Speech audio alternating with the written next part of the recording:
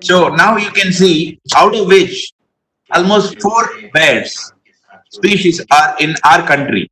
So you can ideally see it is almost 50 percentage. Sorry, these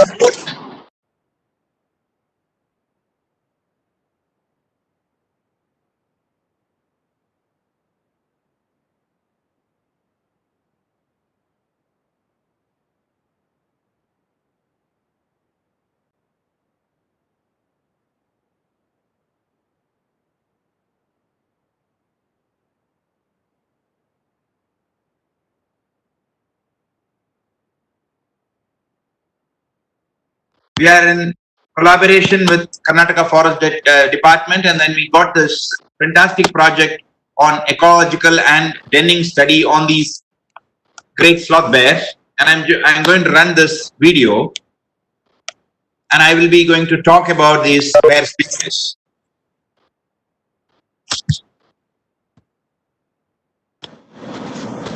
So the very unique feature of these bears, they carry their young ones on their back. You can very well see two bear cubs on the mother's back, and they will be happy to carry them, and they were very possessive of their cubs. When we are going to discuss about the conflicts, I will say about this dangerous behavior of these mother bears when they are getting into conflict. So it's very important. And the reason why the bear was waiting is to make sure the other bear was inside has to come out.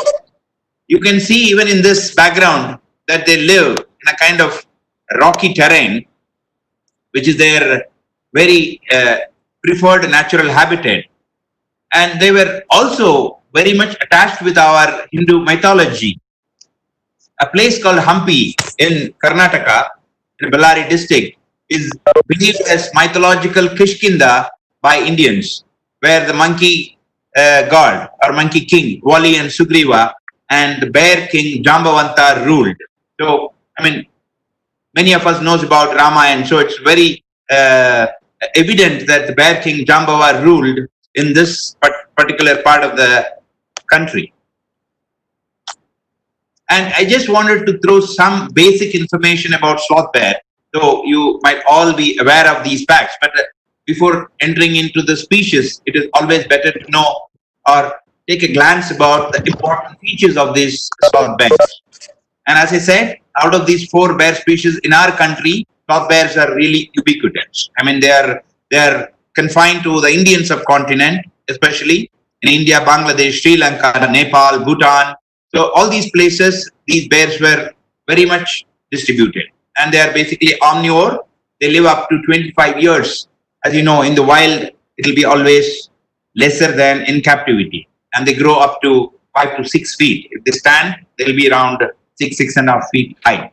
So they grow up to 140 kilos. And usually males weigh bigger than the females. And they were very well protected both in Indian Wildlife Protection Act as Schedule 1 animal, and in CITES, and also in IUCN. There was a recent estimate of these sloth bears in the wild, both in Indian subcontinent and Sri Lanka, is around close to 20,000 wild sloth bears. So they have very good and very unique adaptation techniques. As you all know, bears love to eat honey, and they are called mermocophagy or frugivory. Nothing but mermocophagy is they are interested in eating ants and termites, and frugivory is they love to eat fruits. So their claws, you can see here, are very much hard, and they used to use for penetrating the nest mounds, especially the termite nests, and mounts, and they're really rocky hard. And their physiological adaptation, as you can see in the right extreme corner of the slide, that they have missing first pair of upper incisors.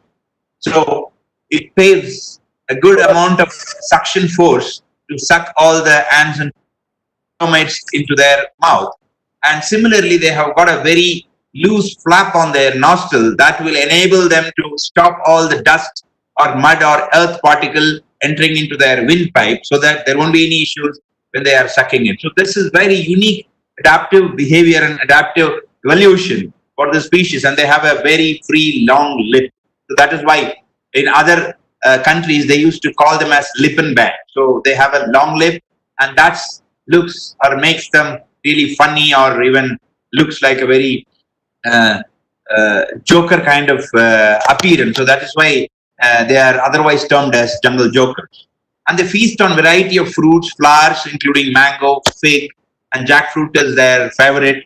And they hunt on beehives and honeycombs as well. And their home range is more than 100 square kilometers. And tropar is unheard of this in sloth bear. So I hope you all understand about torpor. Torpor is nothing but hibernation, which is simply known as winter sleep. Can you imagine such a fantastic creatures are used as public entertainment?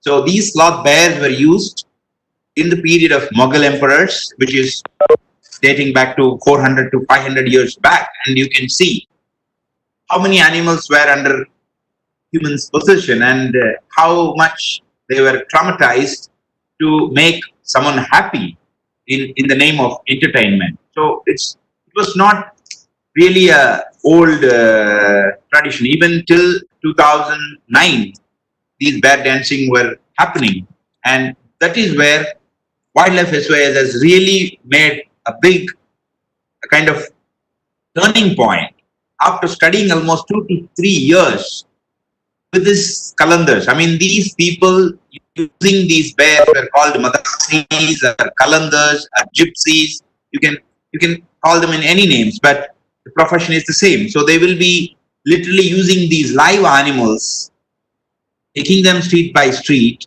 and trying to sell lockets and their claws, hair, in the name of a kind of lot of myths around this bear species. And not only bears and any other wild animals used for illegal entertainment purpose or even trafficking, we're all behind the myth of people. So I would really urge everyone to pay some attention, because these bears were really less studied, primarily because of two main reasons. One is, in Asian countries, we lack both bear biologists and zoologists really interested in studying bear biology, and lack of accumulation of scientific information of these Indian bear species. So I would really urge any wildlife science students or even wildlife biologists in this forum is to really think and then try to study these bear species and then conserve the species at the level best from our side. So when we are talking about these dancing bears, it is very evident that none of these bears were born in their doorstep or at their home. So they were primarily poached. So in this context, I really wanted to mention about two important words. One is the poachers, the other one is the Kalandars. So we found, the organization over years, after living with them and then understood, Kalandars are not poachers. They really won't get into this poaching business at all. So there is a set of people go into the forest and they take away the cubs after killing the mother and then put them in a gunny sack and then start selling them to the Kalandars for their livelihood. And that's very, very illegal, and it is very much, as I said, is against the law, and it is definitely take the attention of the Wildlife Protection Act 1972, and it is a non-bailable and illegal offense. So when I say that these cubs were taken away after killing the mother, and they have to go through a lot of physical and mental trauma, you know that all these wildlife will never like people, and they hate going towards the human habitat. That is why they are really not taking any bad habits from the people, and they are staying away from us, and they know how to deal with their environment and the challenges. But when people started intervening with their natural process of living in their habitat, problem starts. Anyway, I'll address this in detail when we're talking about the conflict, but now the way of the physical and mental trauma was started with killing of their mother. I mean, when they lose their mother, no one can teach how do they have to survive in their natural habitat. And they don't know who are their friends and predators and preys and what to do, what not to do. All those things are very difficult, and no one can teach a wild anyone like their mother. So, and on top of it, after they collect these young ones from the wild, after killing the mother, their teeth were smashed, and they really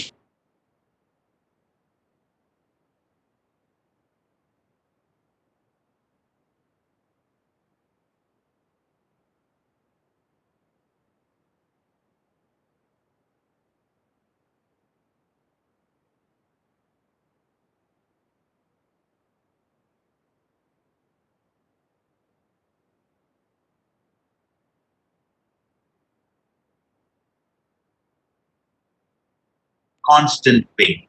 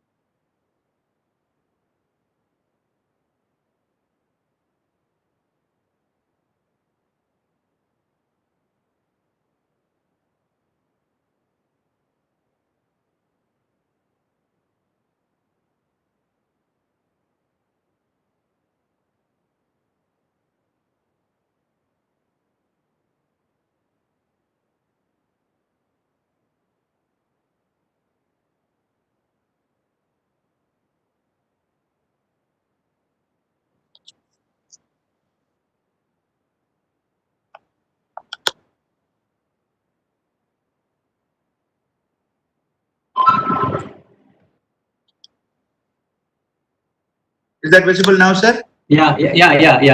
Carry on, sir. Yes. Sorry for interruption. No problem. No, I didn't know because I was seeing my screen. No issues. Okay. Where am I? Yes. So these Qalandars were basically nomads, and they used to travel from down south to up north, and then they will be taking the bear and then go street after street and then village after village and state after state, and they gather money and then bring them back to their home. You can see how big is their home. So they are literally in a very, very poor, very bad situation that they even won't get 3 times a day meal. So it was very unfortunate that they were really suffering, and then no one was trying to understand and address the entire problem. So that is when one of our co-founders' brainchild was the rescue and rehabilitation of the bears will not address the whole issue. So it has to be a holistic approach of helping the community who are all dependent on this animal. So that is when we got into the rehabilitation of these Qalandar community. So then we have created a kind of procedure, and we got an MOU with the forest department, because as you all know, any wild animal in our country belongs to the forest department. It belongs to the government. So no one can take ownership of it. So we always need to work hand in hand, hand in gloves with forest department, and the government are also proactively involved in such a practice. And this is the beginning of this cruel practice going to be end. And we actually thought it may take 1 or 2 decades for us to complete this process. But anyway, we, with the help of a lot of our international supporters and donors, we got into a specific program of getting into an agreement with these Kalandar people. And none of these bears were rescued with a kind of force, or we never enacted the law enforcement, or sometimes even a kind of force, or even voluntarily we expect them to surrender the bear. So there was a lot of lobbying, and then a lot of dealing, interacting with this community was extensively taken care, and we convinced them that this has become an illegal practice, and one or other day they will be imprisoned because they are scheduled one animal and protected very well under Wildlife Protection Act, and it leads, or it leads to an non-bailable offence. So they were really in a good understanding, and we could successfully convince this entire community, and then we started rescuing these bears. And this was our first bear, and the beginning of ending a brutal practice in our country. And on a Christmas Eve in 2002, we rescued our first bear called Rani, and you can see before and after picture of Rani. And now she's really enjoying, and then almost she is with us for the last 16 years and enjoying the near natural habitat. And the bear care staffs are looking after the animal, and they were really happy. And on the other side, we were literally going behind each and every family of this community to offer them an alternative livelihood. So we made a list of alternative livelihood, and we always asked them to select or choose any of those preferred alternative livelihood. Because if we force them something and if they are not interested, it will lead to unsuccessful results. So we always give them a list of choice, and when they select happily, and then this particular man, Amin Saab, he has surrendered this bear, and then he has purchased auto rickshaw with a rehabilitation package given by the wildlife agencies, including Wildlife SOS, and he is happily now earning his livelihood. So he is not necessarily going to harm any animal to make his livelihood. So he understood the way how to lead the life without harming any other life. So out of our almost 50 to 70 staffs in each center, around 40% of them are these community people. We have given them the job in case if they are interested.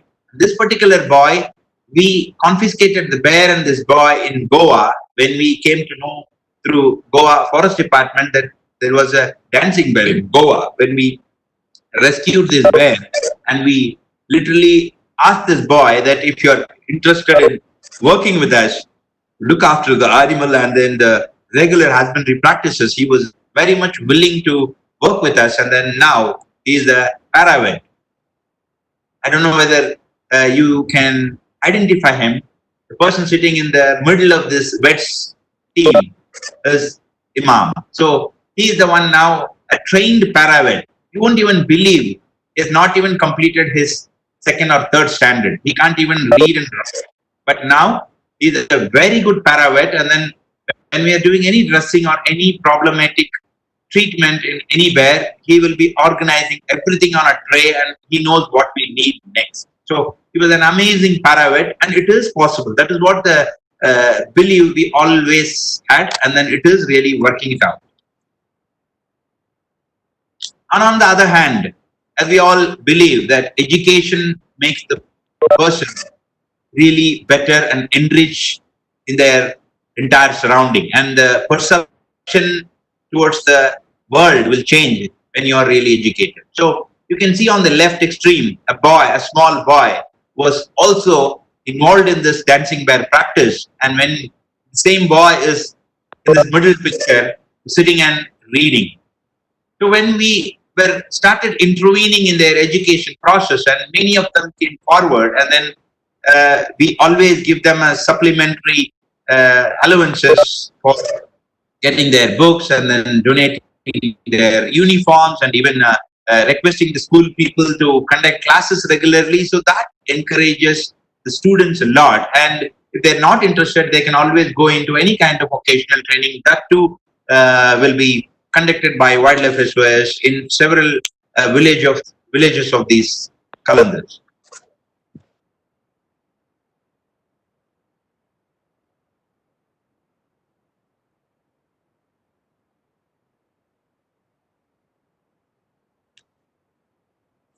And this education makes a big impact, and you can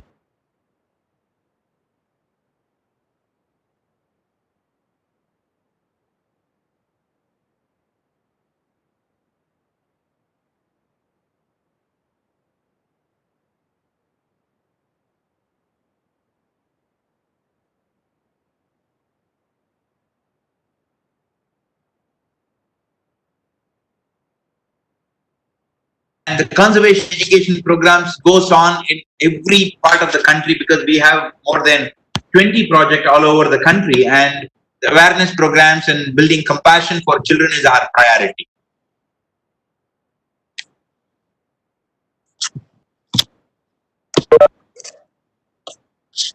Oh, my screen is not moving.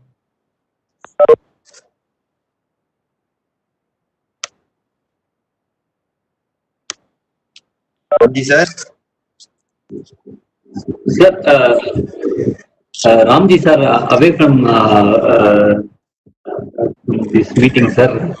சொல்லுங்க sir என்ன sir sir sir screen move ஆக மாட்டேங்குது.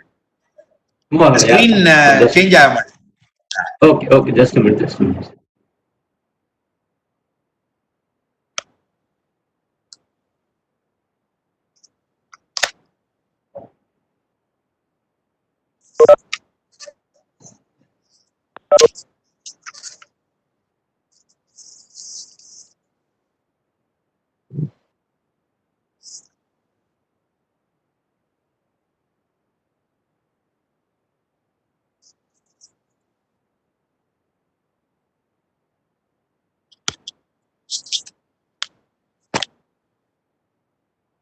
Sir ஒரு தடவை வெளியில போயிட்டு வந்தீங்கன்னா வரும்னு நினைக்கிறேன் சார். எஸ்கேப் பண்ணா வெளியே போமா எப்படி? ஆமா எஸ்கேப் பண்ணா வெளியில போயிடும் சார். போக மாட்டேங்குது. ஹேங் ஆயிடுச்சோ? ஓகே ஓகே சார் வெயிட் பண்ணுங்க, நான் உங்களை ஹோஸ்ட் மாத்தி பாக்குறேன். Okay. So we always believe in finding a sustainable solution, as we all believe, and we also strongly believe that it is better to teach them how to fish instead of just providing them with a fish. So this multiple vocational training by the organization, giving a sewing machine for the women folks of the families, and then giving them training for making candles and phenol, and then a lot of beadwork. So they're basically good in their handwork and jewelry making and all. So we encourage them to get on to such kind of vocational training, and then we try helping them. Can you hear me? Is my voice audible? Yeah, sir, audible, sir. Yes. So we train them to get used with different vocational stuffs, and so that they can earn their livelihood on their own, because the organization can't help them till their life. So we can always give them a path, and we can guide them properly, so that they can take their life forward. And a few other occasional trainings which I have not put photos here, or like the driving school, because the organization uses our own vehicle.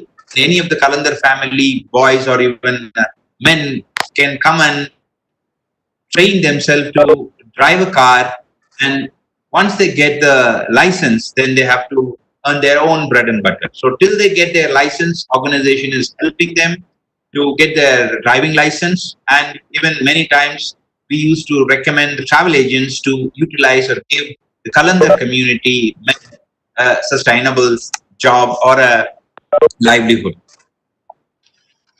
So as I already mentioned, we thought, and we were under the impression it may take a decade or two to complete eradicating this entire dancing bear population in our country. But luckily, the year 2009, we rescued our last dancing bear from Karnataka. And that particular bear, called Raju, is in Pannarghata Bear Rescue Center, and he is really leading a happy life. So at this moment, I really would like to invite all of you, at least once after the COVID situation is really calmed down, or we got over the COVID situation, you can visit the rehabilitation center and volunteer even at the center. So this is the major leap in a nutshell appears. Successful eradicated the practice of dancing bears in India in 2009, and over 628 dancing sloth bears were rescued and rehabilitated, and over 3,000 Kalandar families were rehabilitated. And in this rehabilitation, we addressed men's empowerment, community upliftment, healthcare, and education. And as I said, around 40% of our staffs are from this indigenous community. Okay, once we rescued all these bears, what are we doing with the bears? So now we have to teach them to be bears. I'll be honest with you, many of these sloth bears rescued from these street performance or Kalandars were literally not even know their natural food. It was so disgusting that they can't even eat the fruits because they didn't know. And the second problem is their teeth are all smashed, so they don't know how to eat even a watermelon or any other fruit which is their natural food in the jungle. As I said, they're omnivore. They love fruits and sometimes vegetables, and honey and insects, and they are carrion eaters. I mean, they eat meat at times of any other large predators left their hunted carcass on in the ground, and sometimes they eat the leftover meat from the big predators. So they are omnivorous, but here we primarily feed them with a lot of vegetarian diets, which includes milk and boiled egg, chicken egg. But here we give a lot of importance to their environmental enrichment. As we all know, any wild animal, until or unless they are born in captivity, they don't like captivity. I mean, they are free animals, they are free-ranging animals in the wild. If you are trying to confine them, it is nothing but a jail. So here, there is no work for them, and they can be on their own, and they can explore the nature and try to interact with each other, because they've never interacted with each other in the past. So they are technically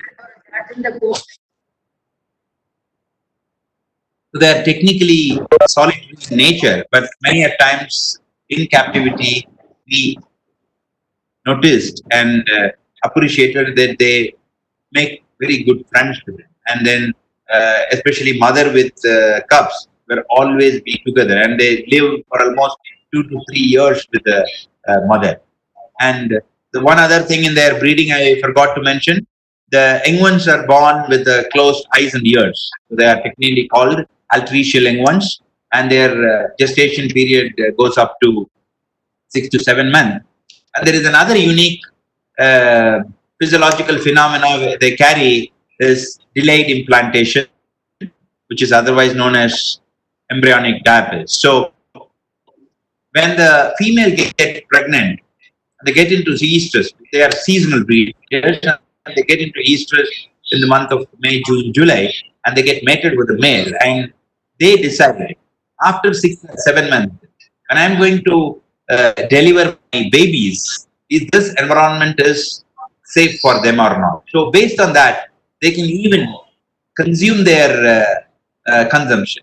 If they conceive, it's the mother to decide whether to deliver the cub or not. So it's a very unique feature in sloth bear. And then, I mean, scientifically, we haven't studied much, or we haven't known much about this phenomena. So again, I would urge any of wildlife biologists in this forum can very well take up such kind of work, and then we can do a lot of research work on it. And I would like to show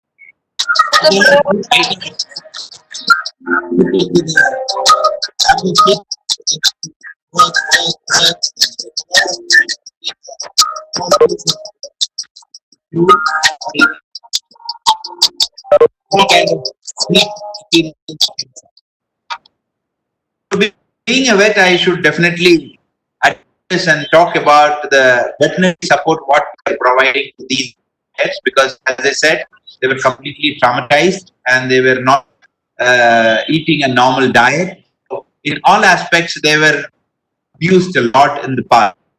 So they definitely have got a lot of help, and we have got a state of the art veterinary facility in our rehabilitation center, and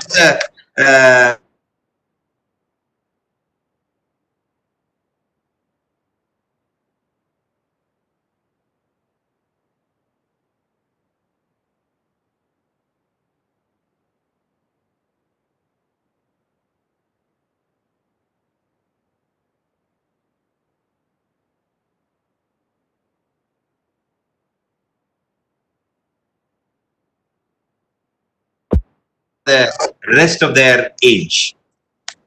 And few bears are getting their treatment. It's some of the photographs taken in the bear rehabilitation center. Oh, I forgot to mention about a dental suit with us. So, as I mentioned, these bears, canines were very badly and brutally broken or break down by the gypsies. So, they invariably can't eat properly, and their oral health will be always bad. So, we learned these root canal surgeries and extraction surgeries to improve their oral health. And you can see the before and after picture of this bear's canine, and the canine was completely root treated, and he will not have any kind of pain when he is really eating their food on day-to-day basis. So that gives immense happiness to the bear as well as the vet. And I always suggest all my vet colleague and also vet students the importance of dental procedure and the patient's behavior after the dental treatment.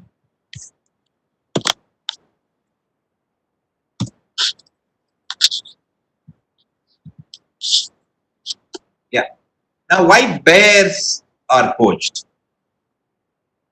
So, till now, I was talking about the dancing bear trade. So, this is one among the other malpractices or even poaching happens for this particular species. The primary one is the live cub trade that was entering and sometimes going beyond the borders of the country as bear parts, or sometimes the body parts of the bears were used in traditional Chinese medicine. So it easily gets through the porous border of the country, and there are a lot of, as I already said, they harvest the bile, and they think it's a great aphrodisiac, and it was traded. And as you all know, wildlife trafficking is the fourth biggest organized crime in the world, and it is again something around $8 to $10 billion business. So we all have to do our part to educate ourselves and make sure there should not be any myth in our mind. I mean, though we are all educated, still I feel this area needs to be addressed and then given enough consciousness to avoid such kind of live animal body parts for any other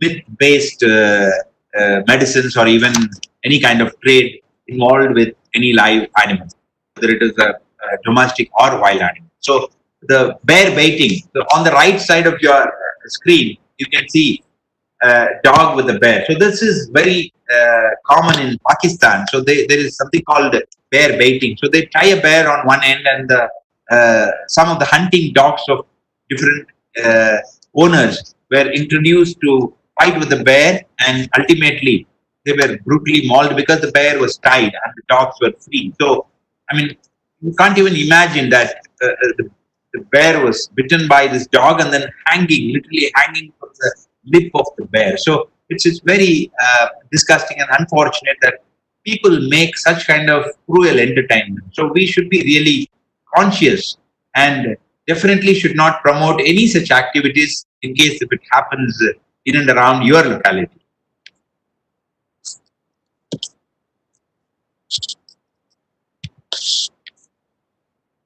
So when we were really getting to know much about the poaching and wildlife trafficking, especially with the sloth bears, then the organization decided to create another unit called Forest Watch. It's nothing but an anti-poaching unit, and it's completely an undercover operation, and we get a lot of contraband information and intelligence gathering for these kind of illegal wildlife trade, and we always take the help of forest department and the police department, and we confiscate, and the government will seize the products, even if it is live animals. Like on the right side of your screen, the police officers with the forest department officials were holding some bear cubs, which was rescued and confiscated in 2002 or 3 in Karnataka, and they were sent to rehabilitation center because none of these bears' mothers may or may not survive, and without knowing the mother, without the mother being present in the jungle, it is impossible to reunite them or to find these bears or to make these bear cubs live on their own. So it is very imperative to bring them back to captivity, and we have to hand rear them to at least lead a better life in the captive condition.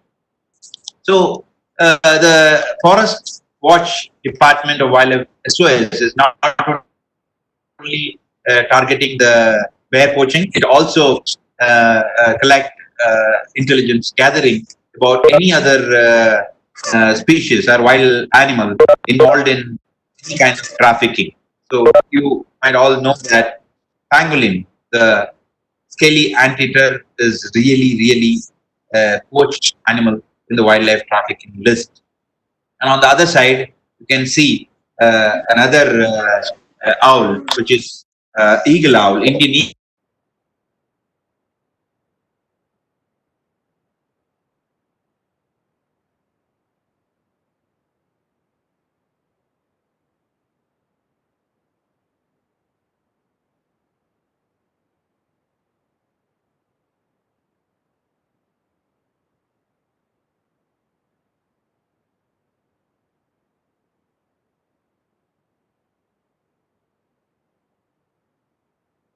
sloth bear and tiger encounter, demonstrating the big and very large sloth bear head appearance, so that we can scare away the big predator like tigers. And you can very much appreciate there are 2 cubs on her back. So as I said, mother with the cubs are most dangerous.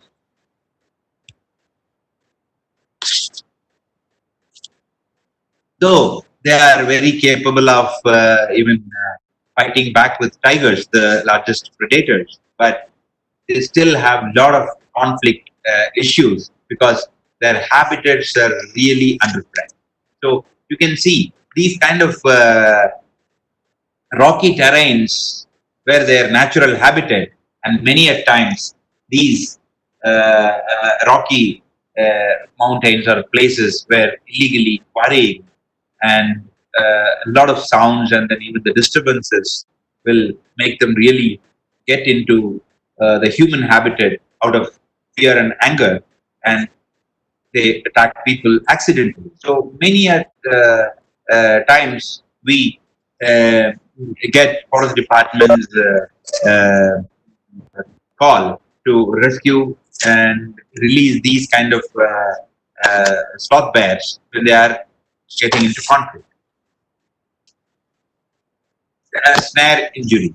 You can always see it's a very common practice, and though they always think or say that it is targeted for wild boar, but you never know. I mean, many animals get into this kind of very brutal trap, and if it is not noticed, they may even starve and die. It's a very pathetic situation, and this particular bear, sloth bear, was not able to get rid of this wire, and then struggling for the whole night, I believe. And then when the forest department and we jointly made this operation and tranquilized this animal and removed such a bad snare. I mean, this leg snare with a lot of clutch wires entangled into their hair and then this leg. They can't help on their own. It is necessary for us to help and then uh, release them back in the wild. So, as we always say, animals for nothing in return but freedom to exist. So it was a wonderful conflict mitigation operation, and we keep doing this whenever there is a problem with the sloth bear, and we always collaborate with the state forest department and do our best. So the other important point here, as we were talking about the habitat loss, is the major threat for this sloth bear, and that is the reason they are getting into conflict. And the organization thought of investing some energy and time in habitat protection. So in Hampi, the same area, in Karnataka province, Ramdurga was the place we found something around 40 acres, which is adjoining to the forest, which is connecting the forest by the villages, completely occupied. And when we secured the land and then put some 4 or 5 watchers from our end, and they will be protecting the forest. And now it was absolutely an amazing forest, and we could see a lot of wildlife like bears, leopards, and wolves were spotted in that habitat. And we have done more than 10,000 saplings, and we irrigate them, and then we make sure that no public is crossing because it's a revenue land. So they have to cross our land to enter into the forest. So this is a very unique and a very intelligent way of securing or protecting the forest and the animals living there. And also, those people were employed by us in that habitat protection project were all local community people. So that encourages them also to not exploit the forest for their livelihood. So if we can create some kind of awareness and alternative livelihood other than collecting the minor forest produce, it definitely encourages them to be very less harmful to the habitat. And we do involve ourselves into a lot of software research, and we have radio collared even few conflict rescued sloth bears and released them back in the wild, and we collect the data. And we always encourage many biologists or even zoologists to come and help us, because this is a kind of a collaborative effort, and we do have collaboration with several institutes like NANP in Bangalore and IVRI, Indian Veterinary Research Institute in Bareilly, and we collaborate with IASC, Center for Ecological Studies, and then a few other organizations. So it's a collaborative effort, and then any research in this species will definitely give good motivation and the satisfaction to conserve this particular bear species. This is again one of our camera trap footage, and when I was talking about the gestation period and mother can decide whether to carry the young ones in her womb to give birth after 6 or 7 months or not. And there is a clear-cut documentation that the cub, the mother, one single mother can give up to 2 bear cubs and rarely 3 cubs. It was not documented at all. Now, we were so happy by seeing this. By protecting the land around it and educating the people, mother can successfully raise 3 young ones. That was an amazing information, and also a great document that the mother can give 3 young ones and can successfully raise all these 3 young ones without having any kind of conflict in their own life. And also we do a lot of capacity building programs, especially with schools, colleges, and forest department friends, and also veterinary students, and even assisted even the local state departments like BBMP and all for mitigating bull conflict and treatment for serious illnesses. And even we conduct classes and awareness programs for even college and school kids and residential areas for a variety of topics like snakes and human-animal conflict and environmental sustainability, etc. And even we have recently came up with a handout called "How to Survive Safely in the Bear Country." So wherever there are a lot of soft bear conflicts are happening, and those who are living on the fringe of the forest, we always educate them how to deal with these situations. And we even came up with a short documentary, because many a times villagers or even villagers living at the fringe of the forest may not be well educated to read and understand this content. So we have conceived the same idea and then put in a small documentary so that they can easily see that and come up with their questions or even doubts, so that their life will be safe. And this entire how to survive safely in the bear country, as well as the documentary about living with bears, are based on the scientific study. And it was almost around 600 to 700 questionnaires, which our biologist team has taken from the victims after conducting a complete study and analyzed the data. And then the suggestions were portrayed in a form of handout, and as well as this documentary. So capacity building programs are also our priority to make sure that people are aware of this bear species, and we always extend our support to a lot of research and academic assistance, and even the vet students and biology students can anytime come to our facility and then interact with us and then share the knowledges about any further research on this species. We always encourage them. And with that, I am completing my bear stuff, and I just wanted to throw another set of slides. What activities, once the organization completed eradicating the dancing bear trade or a population or trans dancing bear exercise, and we now moved on to the other species, and we established the center called the Elephant Conservation and Care Center in 2010. And this is one of our rescued elephants,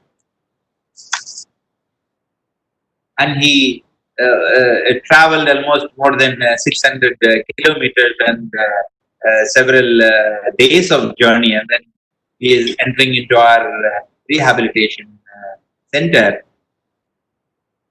And as you all know that many captive animals are not in good shape, and they were not treated well. So we thought at least some of these badly treated individuals need some kind of a place where they will be looked after well.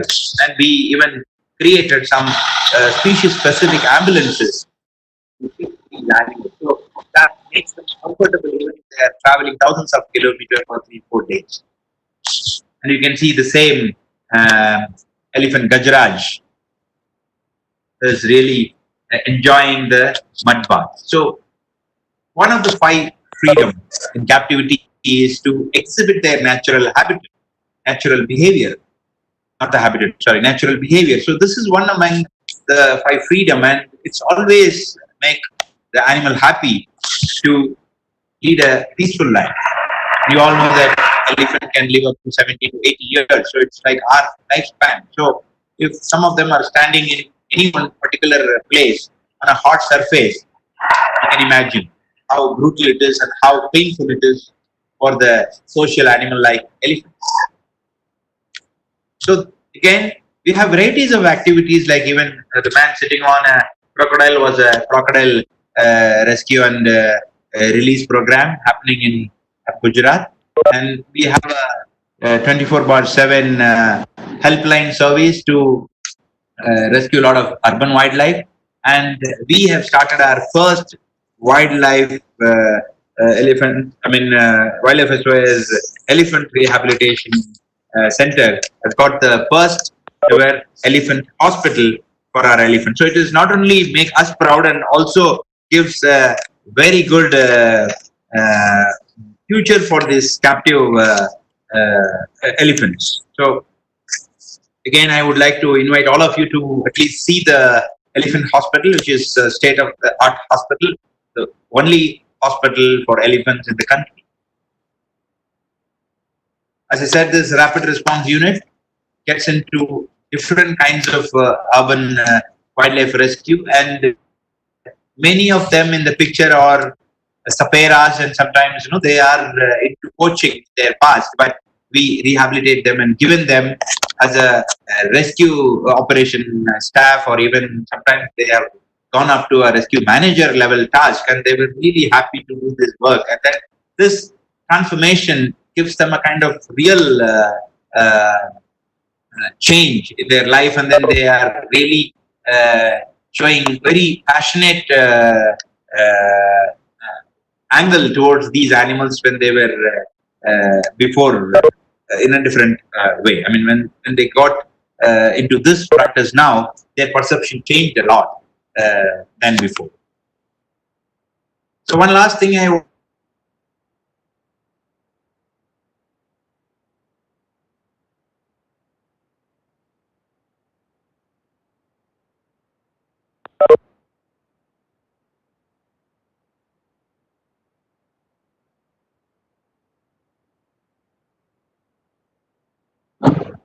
Hello, Arun sir. Hello, hello, Arun sir.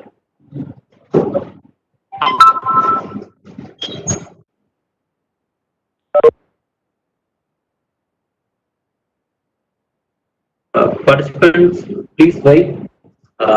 Some network error. Arun sir uh, went away. Uh, he will come back soon.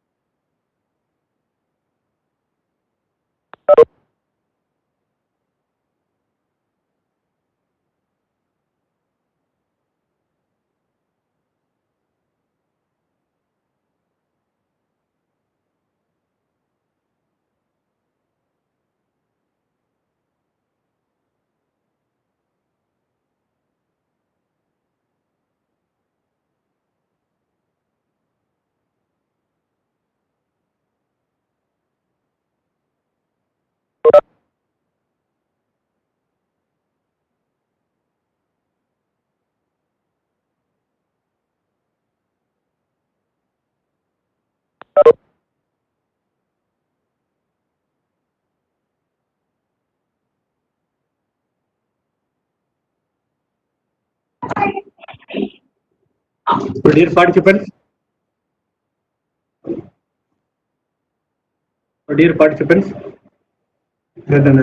hello. The meeting is not over. Dear participants, meeting not over. Our Arun sir is in the forest. So due to some technical difficulties, he can't able to reach us. He will come soon. Please wait patiently. The meeting is not over. The meeting will be continued till 12 o'clock.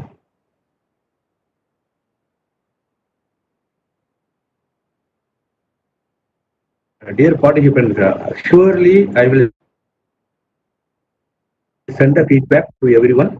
I will send the feedback in link also. I will send the feedback in chat also. I will send the feedback to your mail also, and I will send the feedback to your WhatsApp also.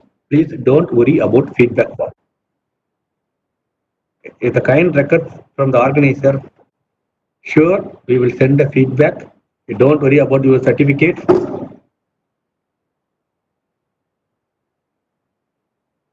The meeting is not over. The meeting is not over. Our speaker has facing some technical difficulties in their place. He is in forest. She is in forest. Okay, can't able to reach us. Soon she will reach and it will continue. Our session will continue.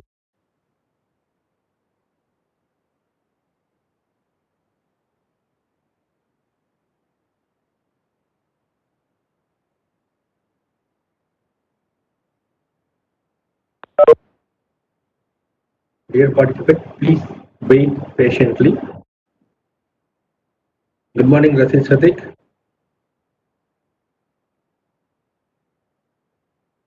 The Wildlife SOS organization is a very big organization. It has established in 1995.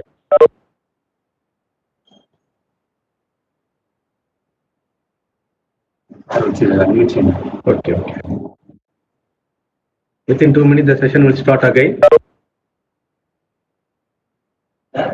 Thank you, Indra madam. Thank you.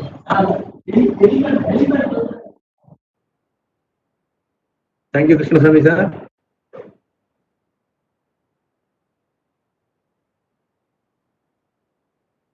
Extremely, dear participant, extremely sorry for such technical difficulties.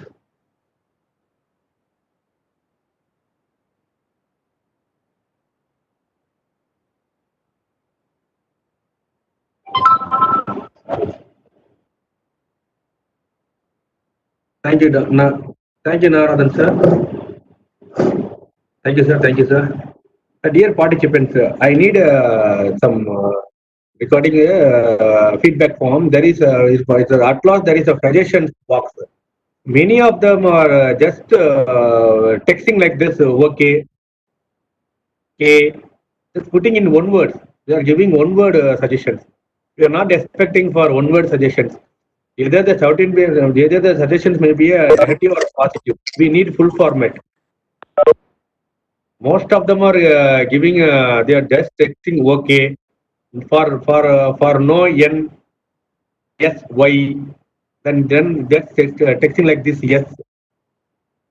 We are expecting somewhat textable information from you. Sir, welcome, sir. Welcome, sir. Sir, can you able to hear me, sir?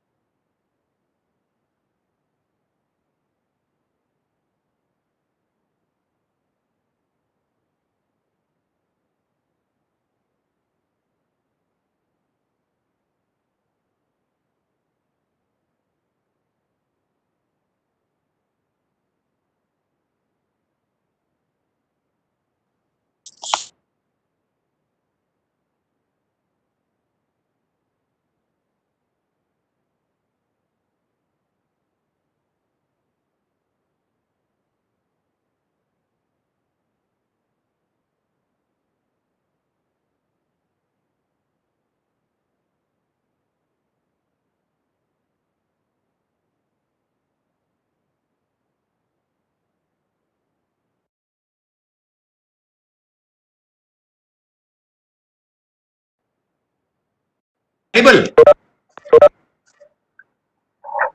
Sir, is my voice audible?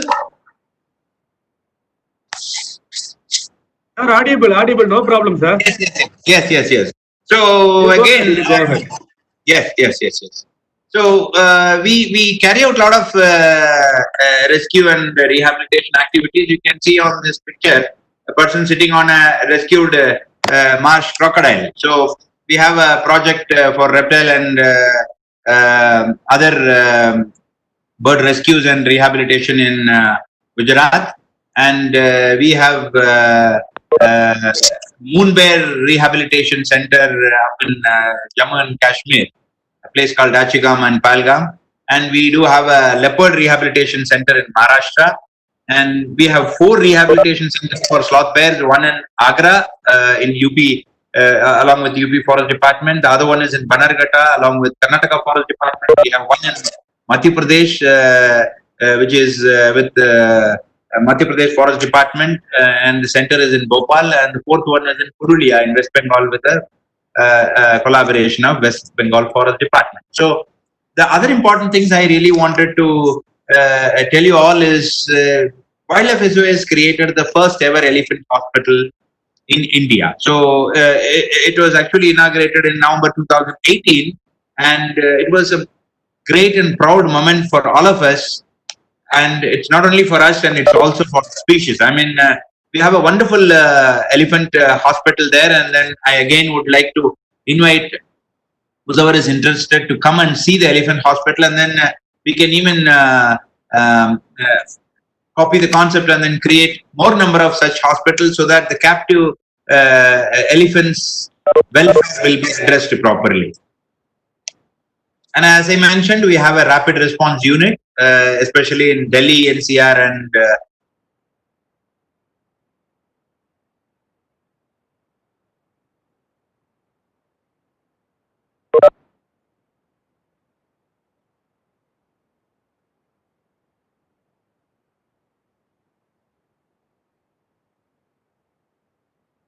when we give them this chance to alter their livelihood and then make sure that they are showing a lot of compassion towards these animals, and it gives them a lot of change, and it also gives us a lot of pleasure that we could able to change the mindset of the people, and they were now into complete conservation, and it's a small area to discuss, but anyway it gives major impact. So we always believe in that, and then we use a lot of local community people who are involved in the wildlife trade or even entertainment for their livelihood, and then when they were given a chance to do a job and which is going to help the animals, they're really happy to take that forward. And one last thing I really wanted to talk about our campaign, which is Refuse to Ride, End the Abuse. As you all know that in Rajasthan, in Jaipur especially, Amir Fort, these captive elephants were used. Is my screen shared? Yeah. So these animals were abused, and we always say that the 4 elephants of the leg are carrying 1 ton at least. Arun sir? Yes, sir. Sir, not visible your presentation, sir. Yes.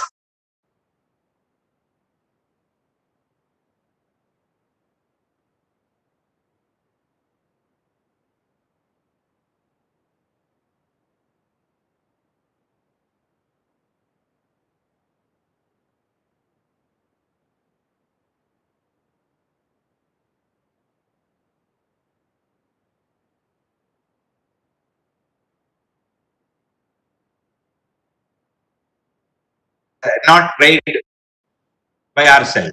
So that information is sufficient. Instead of asking the local people or even the state government, it is always better if we can at least be disciplined and not to engage them for riding. That will give a lot of scope and hope for these captive animals. And again, it's individuals change. As I already mentioned, some of the great psychologist and philosophist phrases. And with this, our ultimate goal would be species conservation in the wild. So these 5 important points, we always believe in it, and then we are following it, and we are going to do it. Anti-poaching, leading to punishment of poachers, habitat protection and conservation, social welfare to help people and animals, conservation education for our future generation, and last but not the least,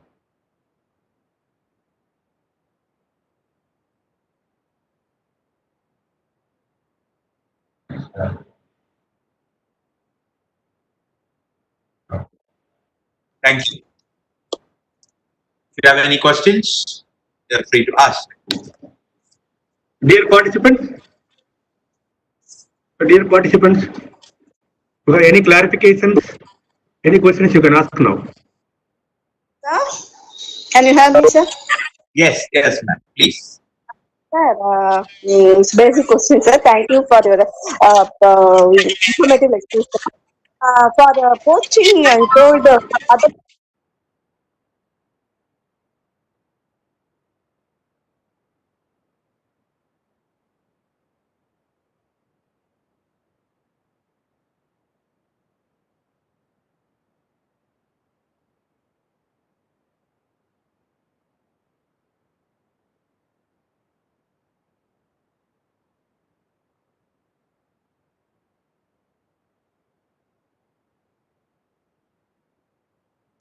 Again. Actually, for poaching body parts is also useful, sir. What are the body parts? What are the uses, sir? Actually speaking, there is no use of their body parts. It's all because of myth, and then our assumptions. That's all. But the different body parts used to wear, like their nails, claws, okay, teeth, hair, and their skin, and even the fur, and the gallbladder, and their body fat. So everything carries an imaginary medicinal value. That's all, nothing else. Okay, sir. Okay.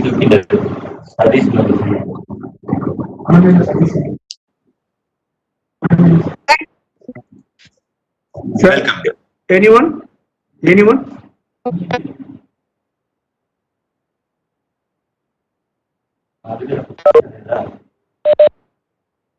Sir நான் விஷ்ணு பேசுறேன் sir, ராஜஸ் காலேஜ்ல. சொல்லுங்க sir. Sir இந்த எனக்கு அந்த bird வாட்சிங் அந்த மாதிரி இன்ட்ரெஸ்ட் சார் எனக்கு. சார் விட்டு கேக்குது, சரியா கேட்கல எனக்கு. சார் இப்ப சார் இப்ப சொல்லுங்க சார். சார் நாங்க மோஸ்ட்லி இந்த சர்வேஸ் ட்ரெக்கிங் அந்த மாதிரி போகும்போதெல்லாம் பேருக்கு தான் பெருசா பயப்படுறாங்க சார். அதனால என்ன சார்? அதுக்குதான் நாங்க வந்து ஒரு சின்ன ஒரு ஹேண்ட் அவுட் போட்டிருக்கோம். அதாவது ஹவு டு சர்வைவ் சேஃப்லி அப்படின்ட்டு ஒரு சின்ன வீடியோ டாக்குமெண்ட்ரி கூட இருக்குது. அதுல வந்து எப்படி வந்து குரூப்பா போகணும், ஒரு கையில ஏதாவது ஒரு ஸ்டிக் இல்லைன்னா சத்தம் போட்டுக்கிட்டு போகணும், இல்ல பாட்டு பாடிக்கிட்டு போகணும், இல்ல மொபைல்ல பாட்டை வச்சுக்கிட்டு போகணும், அந்த மாதிரி சில இன்ஸ்ட்ரக்ஷன்ஸ் இருக்கு. அதாவது நீங்க அதுகிட்ட இருந்து சேஃபா இருக்கிறதுக்கும், இல்ல சப்போஸ் என்கவுண்டர் பார்த்துட்டீங்க கரடியவே அப்படின்னா அப்ப எந்த மாதிரி விஷயங்கள் வந்து உங்களை காப்பாத்தும் அப்படிங்கிற மாதிரி ஒரு ப்ராப்பர் வீடியோ இருக்கு. அதை நான் நீங்க பாதியா சொல்றதுக்கு பதிலாக நான் உங்களுக்கு அந்த இன்ஃபர்மேஷனையும் அனுப்புறேன். நீங்க சார்கிட்ட இமெயில் ஐடியை கொடுங்க, அந்த ரிட்டர்ன் மெட்டீரியலை வந்து உங்களுக்கு அனுப்புறேன். பிளஸ் லிங்க் அது யூடியூப்லயே கூட இருக்கு. நான் அந்த லிங்கையும் கூட சாருக்கு அனுப்புறேன். அதை பாத்தீங்கன்னா உங்களுக்கு இப்ப நான் சொன்ன இன்ஃபர்மேஷனையே ஒரு சின்ன டாக்குமெண்ட்ரியா எடுத்திருக்கோம். அதை பாத்தீங்கன்னா உங்களுக்கு ஈஸியா புரியும். நான் எக்ஸ்பிளைன் பண்றதை காட்டிலும் பாத்தீங்கன்னா இந்த video talks a lot more than me. அதனால நான் அதை உங்களுக்கு ஷேர் பண்ணேன். Okay sir, thanks sir. அப்புறம் இதோட பிஹேவியர் வந்து இந்த நம்ம அனிமல்ஸ் மாதிரி మన எலிபென்ட்ல இருந்து ஃபீமேல் வந்து டாமினன்ட்டா இருக்கும், మన டோல்ஸ் எல்லாம் மேல் டாமினன்ட் அந்த மாதிரி. ஆமாமா, இதுல வந்து உங்களுக்கு மேல் தான் டாமினன்ட்டா இருக்கும். அது பாடி வெயிட்லயும் பெருசா இருக்கும், அக்ரெசிவ்னஸ்லயும் மேல் தான் இருக்கும். எக்ஸப்ட் மதர் வித் கப்ஸ் இருக்கும் போது மட்டும்தான் ஃபீமேல் அக்ரெசிவா இருக்கும். பட் ஆனா வந்து generally they are shy animal, both male and female, because இது வந்து நாக்டர்னல் கிரிப்பஸ்குலர் அனிமல்ஸ். அதனால வந்து basically they are shy animal. பெருசா டே டைம்ல எதுவும் ஆக்டிவிட்டி இருக்காது. பட் என்கவுண்டர் பண்ணிட்டோம் இல்லைன்னா வந்து ஒரு அனிமலை கார்னர் பண்ணிட்டோம் போதுதான் both male and female behave aggressive.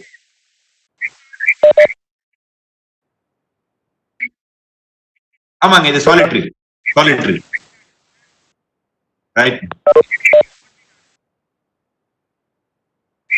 Sir, we have question from YouTube channel, sir. சொல்லுங்க. Sir, L. Lalita Sri. Sir, what are the effects of animal poaching on the environment? What are the effects of animal poaching on the environment? Yes. இப்ப நான் வந்து ஸ்பெசிபிக்கா வந்து animal போச்சிங்னு சொல்றதை காட்டிலும் வந்து சிம்பிளா வந்து நம்ம பேர்ஸ் மட்டும் எடுத்துப்போம். So what is their ecological important அப்படின்னு பாத்தீங்கன்னா, how will they get this answer? How will Lalita will get this answer? Sir, he is a live stream YouTube. He is so they can hear me. They can hear me, right? Okay, yes, you can hear me. You can hear. Yes. Okay. So instead of just addressing as a whole, ma'am and everybody, that I would like to just talk about bears. Okay. So the ecological importance of bears. It is echoing, right? So if we remove one species from the ecosystem, okay, we all studied about food chain and food web, and then how it is interacting with the environment. So just for example, if you are removing the soft air from the environment, what are all the impact we can face? Number one, there again the soil turners, as I already showed in the image, that they will be turning the soil by digging it, because they are very big digging experts. Okay, and at the same time, directly or indirectly involved in that is also a big benefit. Third thing is they are the seed dispersal machines, like they eat lot of fruits, and they disperse the seed, and most of us are thinking that we have only created the forest. No, the forests are all entirely created by the wild animals and birds, nobody else. So whatever we are contributing, like a small plantation and a small reforestation or afforestation activities are not even 1%. So both these all elephants, especially all these herbivores, and especially omnivores like bears, are very much contributing in dispersing the seed, and they are only creating the jungle so thick, and that is how we are getting a lot of benefits sitting outside the forest, including weather, rain, proper water conservation, groundwater recharge. Everything is happening because of forest, and the forest creators are the wild animals, especially for all the fruit trees, and then that depends for those fruit giving trees were highly dependent by the birds, and there varieties of birds you can see in the forest than in urban areas, just because of these seed dispersal mechanism of these bears and bird species itself. And there are some studies that some of the seeds, when they go through the digestive system of the sloth bears, only they are capable of germinating, otherwise they are incapable of germinating. So they are contributing to the ecosystem a lot. I hope this answers your question. Okay, thank you, sir. Sir, another one participation. Aarti madam, are you there? Hello. Yes, sir. Yes, sir. Sir, TS, sir. TS Raja, Hello. sir. Yes, sir. Hello. Yes, sir. Sir, I can hear you. sir. Yes, sir. Oh, sorry. Sir, இன்னொரு question sir. சொல்லுங்க. Sloth பேர் வந்து attack பண்ணும்போது human attack பண்ணும்போது maximum face அந்த மாதிரி தான் ரொம்ப டேமேஜ் பண்ணுது ஹியூமனுக்கு. Yes, sir. Yes. அதுல இருந்து எப்படி ஹியூமன் வந்து அதுல இருந்து இப்போ ட்ரக்கிங் போகும்போதோ இல்லாட்ட எஸ்டேட் ஒர்க்கர்ஸோ எல்லாருமே மேக்சிமம் வந்து ஃபேஸ் அட்டாக் தான் ஜாஸ்தியா இருக்கு. அதுல இருந்து எப்படி சேவ் பண்ணிக்கிறது, ஹியூமன் எப்படி சேவ் பண்ண முடியும்? சார் அதுதான் இப்ப எங்களுடைய ஒரு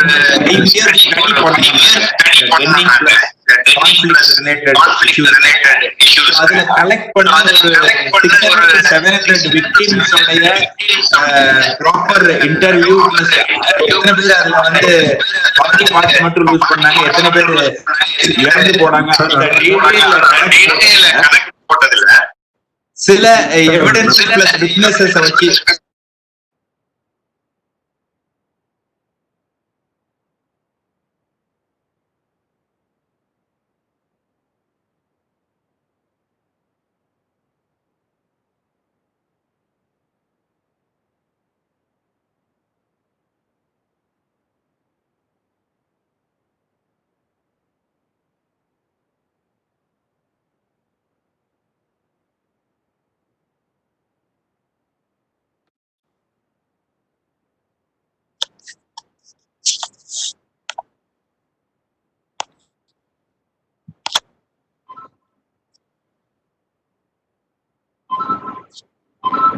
இப்ப பேசுங்க சார், பேசுங்க சார். பேசட்டுமா? இப்ப கிளியரா இருக்கா? It's okay sir. இதுக்காக இல்ல again echo. 1 minute.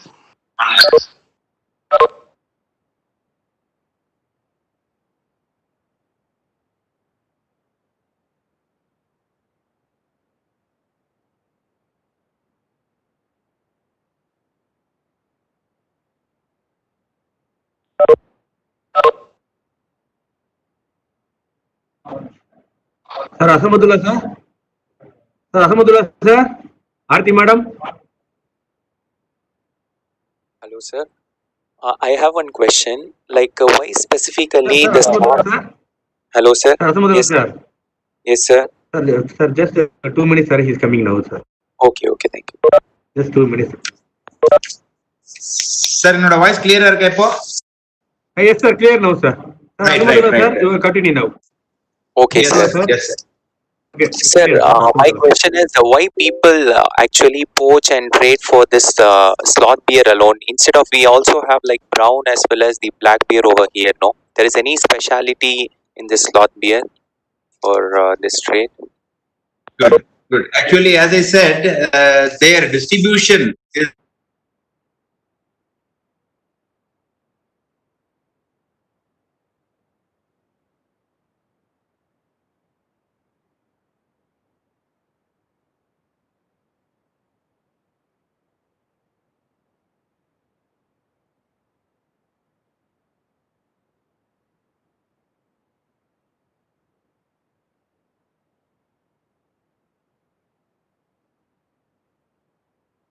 You done some kind of research even in case of those sun bears, black and brown bears apart from this sloth bears? we have limited research work on it. We do have some publications, but not extensive because we have a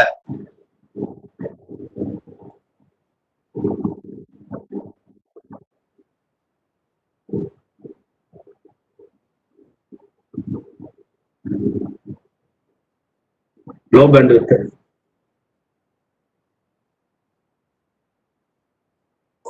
not much to mention. We do have publications, but not much. Okay, thank you. Welcome. Madam Aarti, madam, you are there? Aarti, ma'am, are you there? Sir, another Nilgiri polymonual. How can we save monitor research from villages, mainly from coconut farmers? The issue still is not a big issue. Right. So this is again a very difficult question to answer because, as I said, capacity building and creating awareness only makes major changes. So individually you have to work on it. So there are laws already. The toughest and the very great law we have in our country, Wildlife Protection Act, is the great law. But again, as we all know, that implementation of any law is really poor. So either you'll have to first take that in hand and then start advocating people saying that it is offense, and if anybody complains against this practice, definitely you will be put behind the bar. So you'll have to create awareness and make sure that there are law, and if it is punishable under the law, then you are not entitled to do such mistakes and it will ruin your life. So something like that, you have to make sure that they are understanding it. By force, I don't think it is possible. So creating awareness, creating awareness, creating awareness. It is not only among the uneducated people. Even educated people needs to be understand certain facts. So it is, I mean, according to me, there is no difference between an awareness program for a village or a town or even a metropolitan city. Everybody is in lack of certain awareness. So you have to always treat all of them equal, and then make sure that you are giving enough awareness programs, and constantly. It can't be one-time job. It will be a continuous job or task forever if you really want to make such a good thing happen in wildlife. Okay, thank you, sir. Madam Aarti, ma'am. Yes, sir. Aarti, Aarti. Yes, sir. Sir, am I audible? You can ask now. Yes, ma'am. Yes, Sir, sir, how maintaining animals in captivity helps in conservation? Okay, number one, the zoo. Okay, even the rescue centers are coming under zoo. Okay, so the zoo or the rescue centers are really an education place, right? If anybody really wants to see any animal or understand and feel their presence, it is always important to keep them in captivity instead of troubling them in the wild. That is why many a times we always talk about responsible ecotourism. Okay.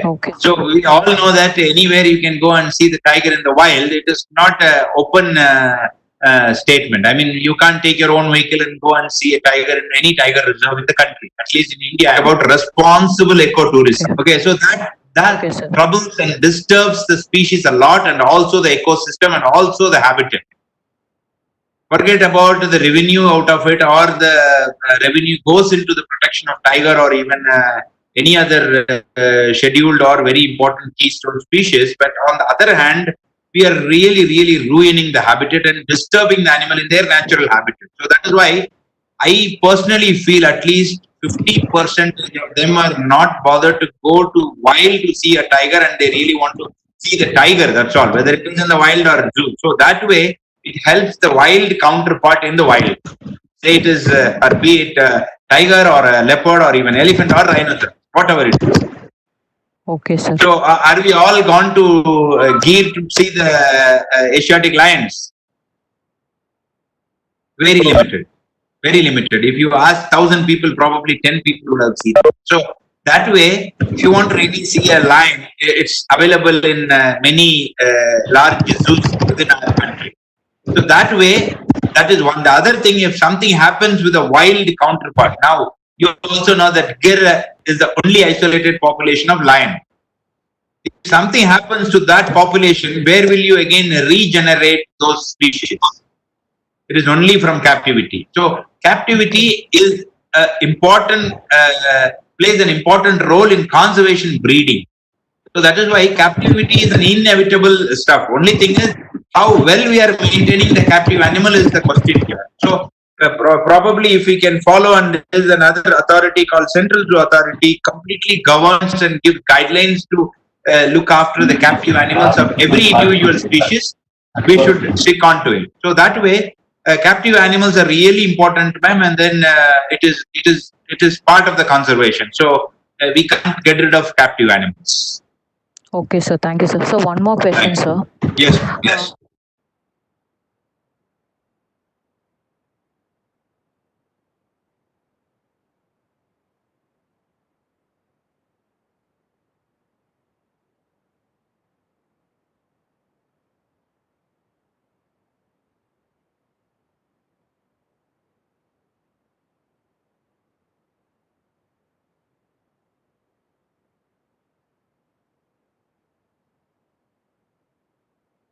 Okay. So again, you are talking about captivity, and number two is it is technically called as multiple species exhibit. Okay, sir. So those things were really stopped, ma'am. I mean, this was an old concept. Now no one is doing multiple species in one enclosure. So it was an outdated concept, and then, as you are rightly pointing out, that won't help a lot, because some related species are okay, but still they really maintain their own social distance.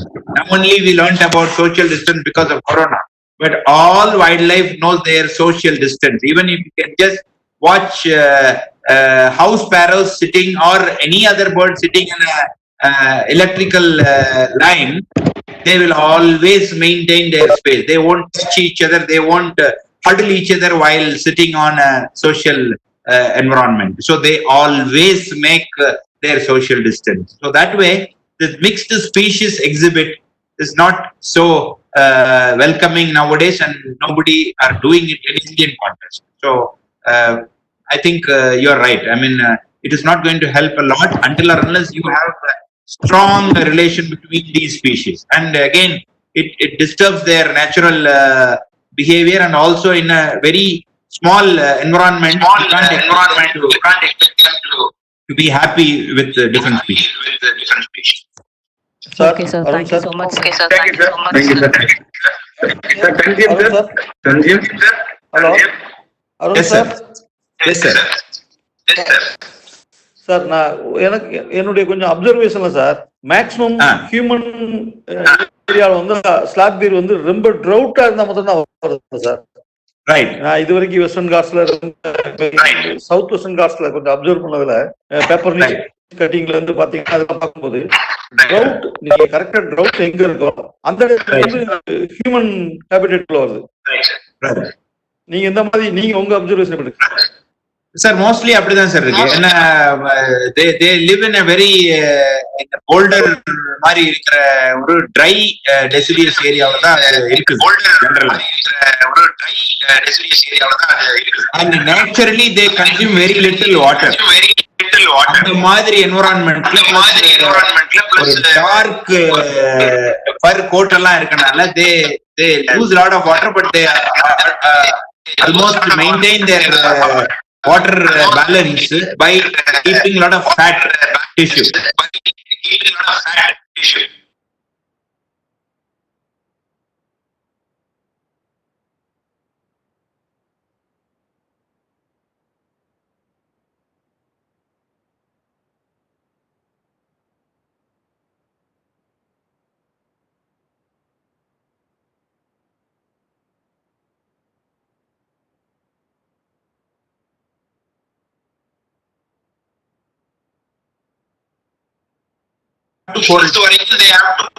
அப்பதான் அதுக்கு வயிறு நிறையும். So அதனால வந்து they really depend on lot of time for food only, foraging only. வாட்டருக்கு கிடையாது sir அவ்வளவா. So அதனால அதே மாதிரி இது சாப்பிடுற நிறைய ஐட்டங்கள்ல இருக்கிற வாட்டர் சோர்ஸையும் அவங்க யூட்டிலைஸ் பண்ணிக்கிறாங்க. அதனால பெருசா they own depend on water according to our observation. அப்புறம் இன்னொரு கொஸ்டின் நீங்க கேட்ட ஃபேஸ்ல தான் அட்டாக் பண்ணதுங்கிறதுக்கு நான் பதில் சொல்லல. அதுலயும் பாத்தீங்கன்னா sir am I audible? Hello hello hello கேக்குது.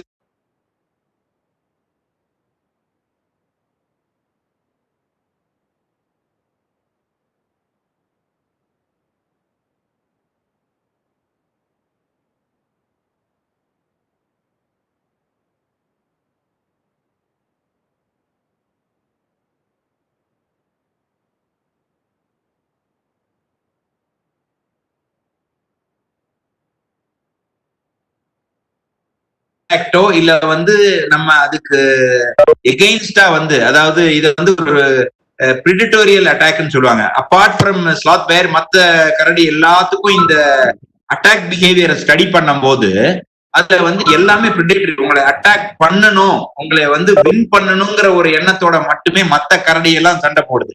ஆனா ஸ்லாத் பேர் பொறுத்த வரைக்கும் உங்களை எப்படியாவது டிசேபிள் பண்ணிட்டு அந்த இடத்த விட்டுட்டு போகணும்னு நினைக்கும் போது தே ஆட்டோமேட்டிக்கலி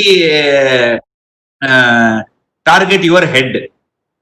அப்படிதான் எங்களுக்கு இது வரைக்கும் எங்களோட அப்சர்வேஷன்ல இருக்கு. அதே மாதிரி நம்ம ஃபர்தரா வந்து அதுகிட்ட ஃபைட்டிங் பேக்குன்னு சொல்லி ஒரு கான்செப்ட் வந்ததுனாவே they are very badly injured people. அந்த மாதிரி எப்பயுமே பண்ண வேணாம்னு தான் நாங்க எங்களுடைய ஒப்பீனியன்லயும் அந்த ரிசல்ட் ஆஃப் த ஸ்டடிலையும் சொல்லியிருக்கோம். Face your, I mean cover your face and lie down on the ground, not show the face to the பேர்.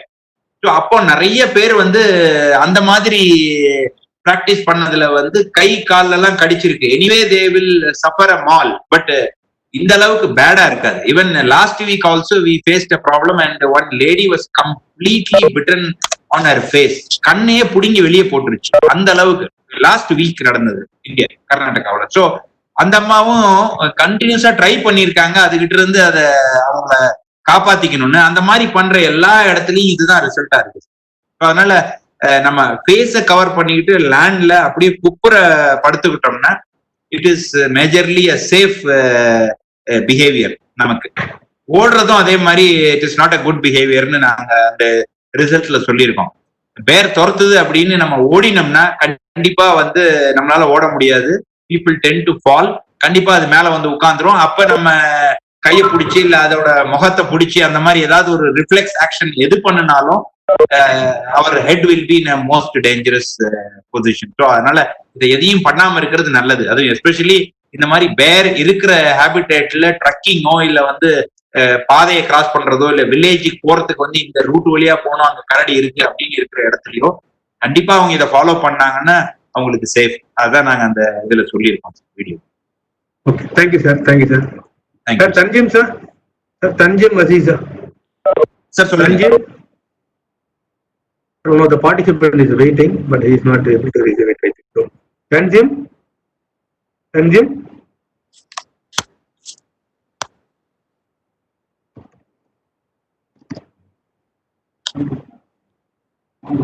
So, Paul Emmanuel, sir. Paul Emmanuel, are you there?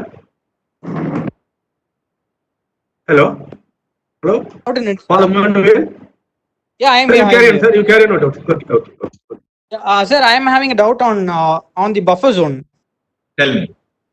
So we are having the problem of bear attacks and many conflicts based on buffer zones. So how can we control it? Mainly in tea plantation centers, we are having more conflict problems. So how can we control it and overcome that problem? Which part of the country is facing this problem? In many parts. Which location? Can you just mention me the location? Yeah, around Kotagiri region and all in Nilgiri district. All right. So see, basically there is no difference between the bear behavior in buffer or core zone. Primarily, if you are not attracting the bear in any ways, like even if they are making some apiaries like artificial bee rearing, or sometimes throwing some food waste like even sugar can and then any other food waste or even kitchen waste, that only attracts them. Other than that, if the forest is capable of taking care of them, or if their carrying capacity is not beyond the forest area, we have never faced such problems. It's only wherever the bears are settled in a kind of isolated area like an island. Especially in Karnataka, there is a place called Ramnagara. Is a highly populated town, and there are 2-3 hillocks, and we are constantly monitoring some of the bears living there are quietly coming out in the evening and then raiding some crops and eating some urban waste or even fruits, and then going back to the same place. So it's almost 3 or 4 hours we followed. They're happily coming out and crossing sometimes even the highway and then eating some fruits and going back to their natural habitat. So I don't see any problem of a buffer or a core when we are talking about the conflict. Only we'll have to study the food items or the other disturbances within the forested area. I have other questions in the same buffer zone. Yes, sir. Carry on. You carry on. Yeah, because of in Mudumalai forest, they have given the tribes to the Kudalur division in the buffer zone. Right. So there are the main conflicts which occurs between elephants and peoples. Now the tribes have been shifted from Mudumalai forest into the Kudalur buffer zone. So how can they manage it? I mean, the people are shifted, right? Yeah, people have shifted. The tribe peoples Right. from the core into the buffer zone of Kudalur, Pitagad range, and something else. Right. So that is how we'll have to do the mitigations. Man, there is no other option. See, we can at least learn, and then we have a lot of alternatives. So people have to adapt to this, but we can't expect an elephant to come to Ooty city and then go back without creating any trouble. No. So that is how we have to live, and then that is how we can make some changes. We have to request people, and then many, not only Mudumalayar, Kodalur area, many other forests in many other part of the country, the whole tribal community was lifted and given another livelihood with the land and then their resources outside the core area. So it's a sustainable method. I mean, it is a successful method even. So I feel that the people have to learn how to get along with the town or even the development. We can't expect that to that from a wild animal. Thank you, sir.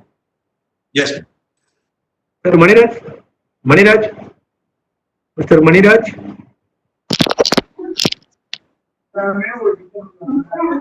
Sir Maniraj, sir. Sir, are you audible? Mr. Maniraj, sir.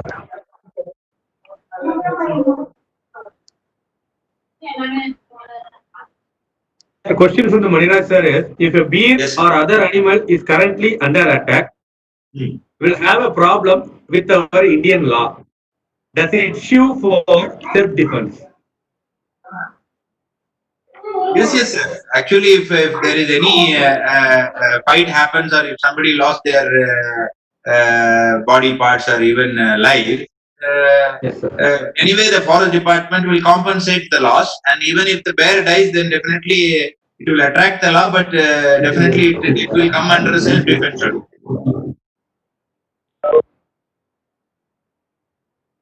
And it's a very rare occasion. I mean, I have never encountered such situation till now. Okay, sir. Okay, sir. There is a question from YouTube live stream, sir. Yes, sir. Sir, can I go ahead? Yes, sir. Please. Okay, thank you, sir. Thank you.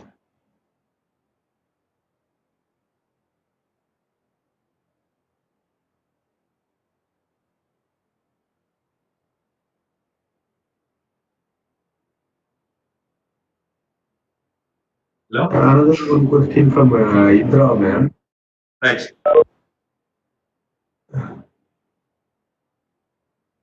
Wait, sir. No, wait.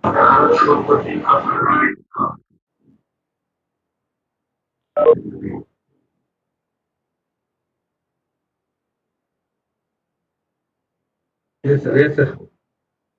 Sir, you know, they are commenting that they're commenting that very useful information. Thank you very much. All right, sir. All right. Thank you. So informative session. Right, sir. The feedback is going on, sir. There is Right, sir. Right. questions, sir. Right. Sir, another one is, sir, from Maladi in YouTube. Maladi is also viewing in YouTube. What are the measures taken by Tamil Nadu government for protect forest animals and people involvement? There is no state-specific laws here. The entire wildlife protection law holds good for the whole country. So there is no specific rule or the initiative every state has to do. But I think every state is doing really good. I mean, I don't have the ready-made examples now, but every state is actually giving their maximum effort, and there are a lot of research work is going on, and then BNSH and WWF and also many other organizations are even including WAR, all part of different conservation programs, and they're all helping the forest department, and the forest department is also collaborating with several other major organizations to deal with wildlife and habitat protection and awareness creation, research, in all the angles, they're all in participation.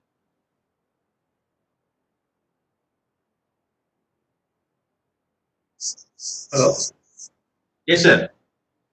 Okay, sir. Okay, sir. Okay, sir.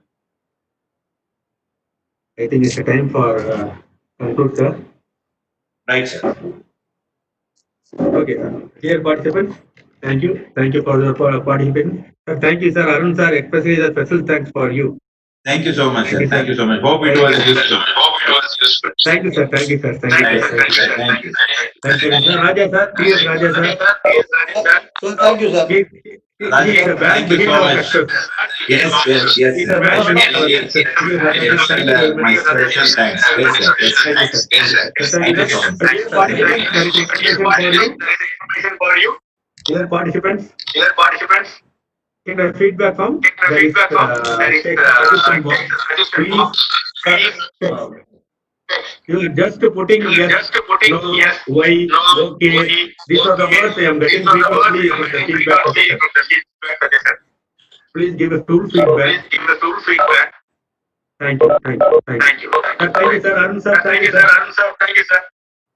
Okay. Thank you. Thank you all. Thank you all.